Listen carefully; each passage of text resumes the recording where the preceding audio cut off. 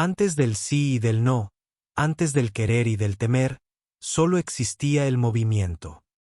Un impulso que precede a la conciencia, una mano que vacila, un cuerpo que busca sentido.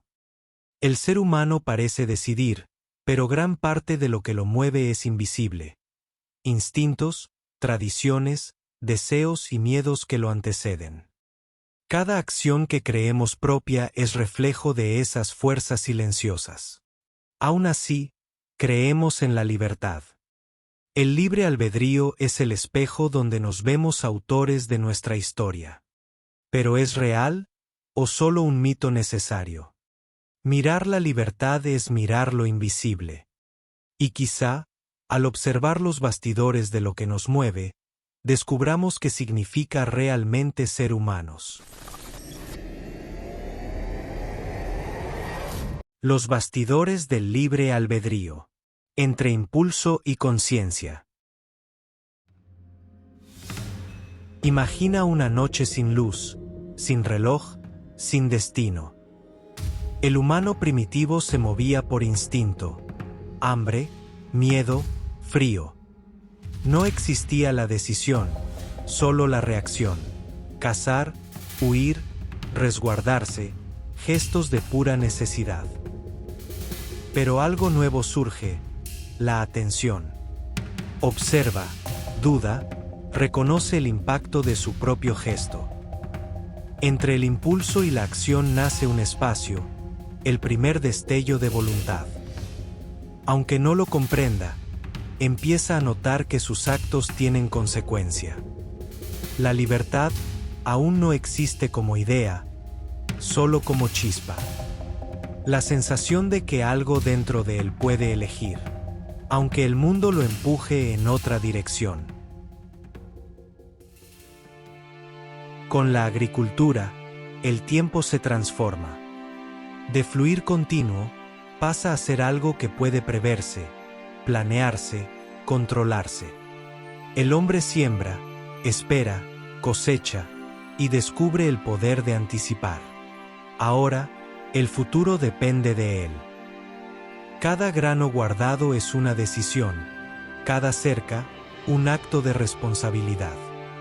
La libertad nace del dominio sobre el mundo y del peso de decidir.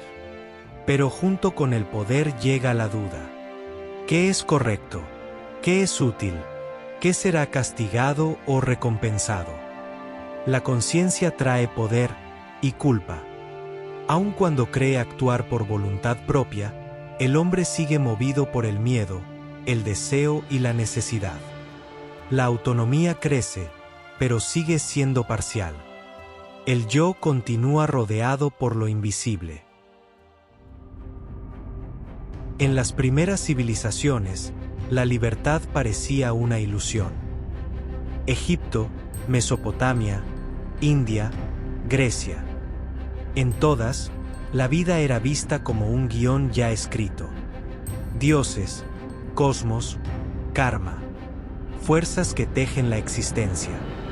El hombre podía actuar, pero dentro de límites sagrados. El mito era el espejo colectivo. A través de él, el individuo comprendía su lugar en el orden del mundo. La verdadera elección no era cambiar el destino, sino aceptar el ritmo del cosmos, danzar según la armonía de lo inevitable.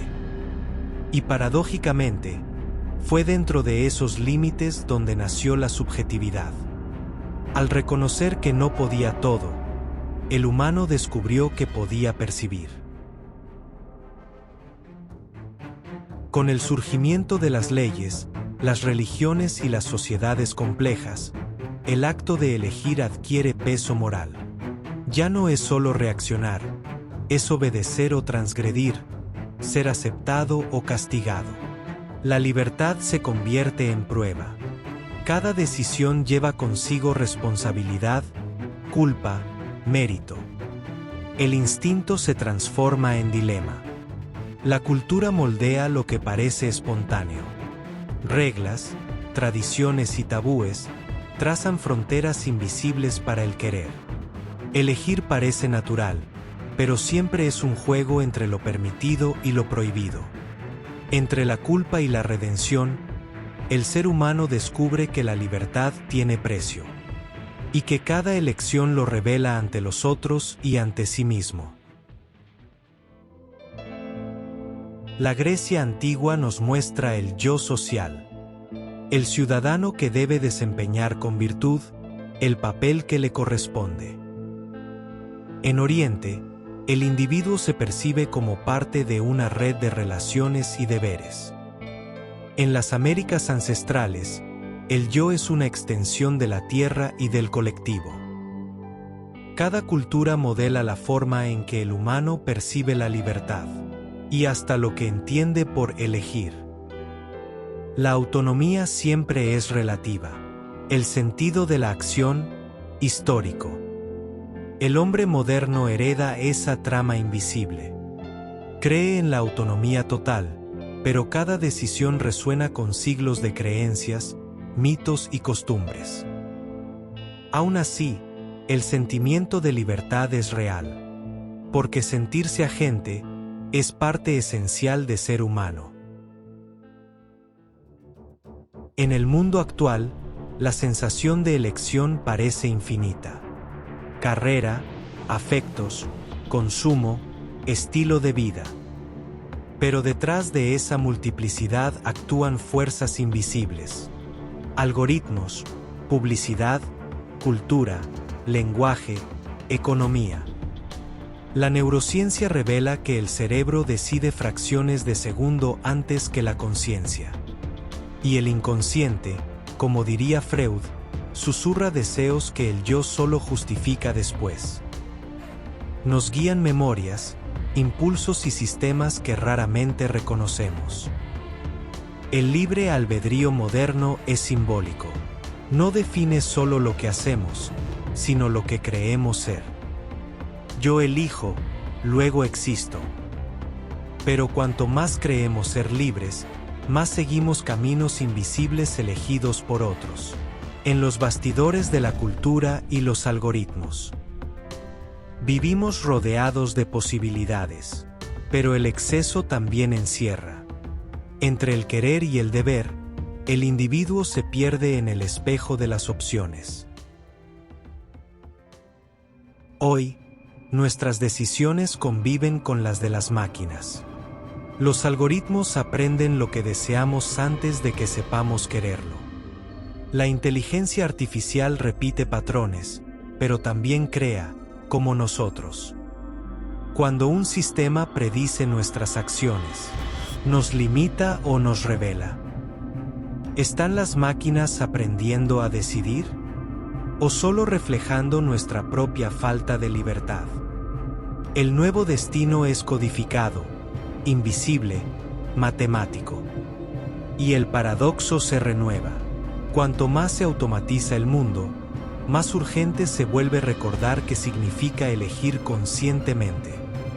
Quizá, en los bastidores digitales, estemos viendo surgir un nuevo espejo, donde el humano se reconoce no por el control, sino por la conciencia de lo que lo mueve. Del instinto a la máquina, recorremos una larga línea entre el impulso y la conciencia. Al principio actuábamos por necesidad. Luego aprendimos a planear, a sentir culpa, a seguir reglas, a crear sistemas. Y ahora, algoritmos deciden con nosotros. En cada etapa creímos ser más libres. Pero lo que cambió en realidad fue el tipo de fuerza que nos guía. Antes era el miedo, después la fe, más tarde el dinero, la moral, la cultura. Hoy es la información. Aún así, el deseo de elegir sigue siendo el mismo. Es lo que nos mueve desde el primer gesto. La libertad nunca fue total, pero siempre fue posible, dentro de los límites de nuestro tiempo. Ser libre no es escapar de las influencias, sino entenderlas. Es notar cuando solo reaccionamos, y cuando realmente decidimos. En el fondo, el libre albedrío no es una certeza. Es un esfuerzo, un ejercicio constante de conciencia ante todo lo que nos condiciona.